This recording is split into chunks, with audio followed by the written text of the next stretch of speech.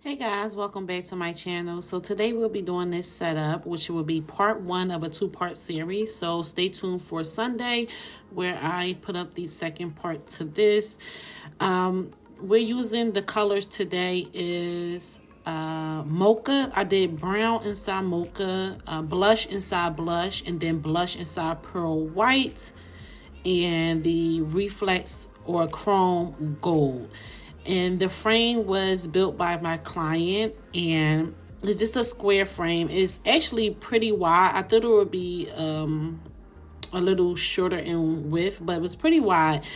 And I knew I was using this already, so I already had an idea how I wanted to do it. I wanted to kind of do like a nice flood of balloons, similar to a wall, but just a different shape. And I attached the balloons using a 260, and then I also twist two of those balloons with the blush around the pole as well. And I will be connecting all my clusters by the neck, and I use 6 balloons in each cluster to attach 6 balloons in each clusters, and then I use 2 clusters at a time. When I'm doing larger setups, I like to do 2 clusters at a time, and when I'm doing smaller setups, I do 1 cluster at a time so I can see where my shape is going.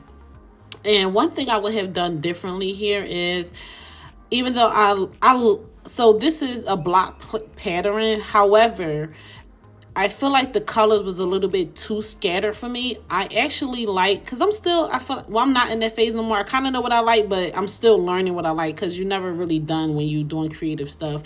So I actually like when there's like chunks of colors in each spot, and not like this is like more so like scattered colors. Even though it's not a scattered pattern, it's still block coloring. However, I would like maybe like a chunk of maybe brown right here, then a chunk of blush, and then a chunk of gold. So I like it a little bit more grouping together. So you guys going to see I'm doing a balloon wall coming up soon within the next 2 weeks, and I'm gonna do that how I have it vision in my head, and like how I like it, the chunks. So you're gonna see the difference, trust me.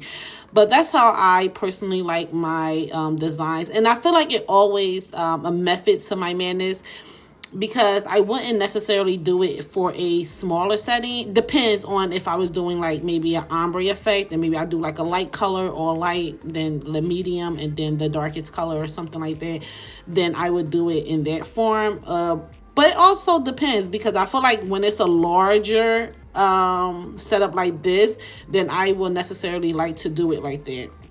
So these were also made by the client, and I attached them to the pole using zip ties. Sorry I didn't show you guys on the back. This is my first time actually working with like these floral bouquets. I was so excited, so happy. But these was all made by my client. She did a magnificent job, let's just say that, you guys. These wasn't even the end of it. It was so many floral bouquets. Like I can't even count them all. It was so many, and it was all so beautiful. But I used the zip ties to attach them to the pole, and then I'm going to finish working on my design. And some of the poles came out in the back part mainly, but it was easy to just put it back in, and was fixed, and everything was done like that. And now I'm going to just finish closing up that bottom part. And I could have also added, maybe, because you guys going to see at the end, I could have added some balloons on the left. So on the left, on the floor next to the floor bouquet, so it kind of looks as if the balloons was coming all the way out in like this grand flood. But I couldn't do that, and you guys will know why I couldn't do that in the next video, because I did such a rookie mistake. But it happens to the best of us. You guys will find out in the next video. But right now I'm just finishing closing off that bottom, and I had some of my balloons come out from the cluster, which I don't know. It happens. But I'm just using, as I mentioned, the necks of the balloons to attach to another cluster. And when you're doing something like this, you want to attach the top of the cluster and the side of the cluster if it's going next to something. So you always want to make sure you connect your cluster at least 2 points, so it's pulling nice and tight.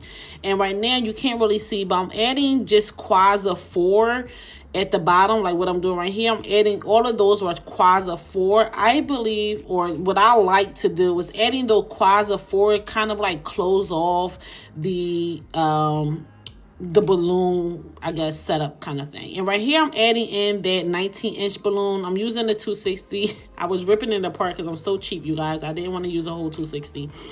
So I'm adding in a 19-inch balloon because it was just a lot of 11 inches going on. And I wanted to break up the sizes. So I'm using a 19-inch, and I made a loop, and then I just put it around the balloon and left it like that.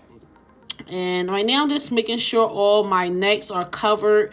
And that's one thing about tying the necks, which I absolutely love. But I can see why people also love fishing line, even though I just personally can't use it because my hands are just too heavy. And then it's just pops the balloon. But at least fishing line, you can't see it. With the necks of the balloon, sometimes you have to make sure you hiding the neck that you tie because you pulling it. So of course you can see it sometimes. So you just want to make sure you hide it. And as you see, Noelle's helping me out with the 5 inches. And because when you do a wall and you use so many of the necks, because you tying it in so many different places and you pulling, you know, these necks from all the clusters, sometimes it's actually you don't have any more necks at the end when it's time to tie on your 5-inch balloons. So I typically would just use some, you know, cut the 260 in half, tie it to a cluster, and then I wrap it around a balloon, and then I tie it, well, I usually wrap it back into the 5-inch cluster, and I usually don't even tie it off. It would be already tight enough, and you don't have to do that. But this is the final look, you guys. Stay tuned for part 2 so you can see that second garland and the mistake I made doing that. And this is how everything turned out. Or the floral, and I added that was also a sign. The neon sign was the client had it already, so I used fishing line to attach it up there. And this is how everything came out. Let me know if you guys have any questions. I do leave the colors that I use in the description box, so please go look in the description box if you want to know where I bought it from, the exact colors I use, and the sizes I use. And don't forget to like and subscribe to my channel. Thank you guys for watching. Bye.